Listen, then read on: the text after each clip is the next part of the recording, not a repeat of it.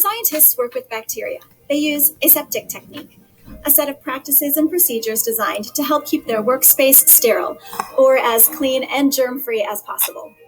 These practices are important because they ensure you don't contaminate or make your sample impure with any microorganisms floating around in the environment, and that any samples you work with aren't spread to you or your lab surfaces. First things first, before you do anything, clear your personal items from your workspace and put on your personal protective equipment. These are your lab apron, your goggles, and a pair of gloves.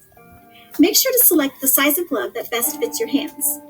Anytime you're wearing the gloves, remember to keep your hands away from your face. And if your gloves become torn at any time, remove them, wash your hands, and put on a new pair. Before you begin working with the sample, make sure your workspace is clean and not contaminated. You can do this by cleaning your work area with a bleach spray. Be careful not to get any spray on your clothes though. And don't forget to do this again when you're done working with your samples for the day. Now let's talk about actually working with bacteria.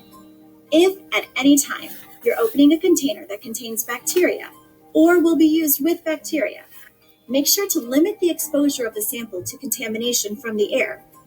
For example, if you're working with a Petri dish containing a bacterial sample, don't completely remove the lid of the dish.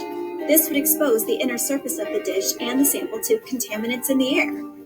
Instead, you should simply crack the lid of the Petri dish open while you do your work.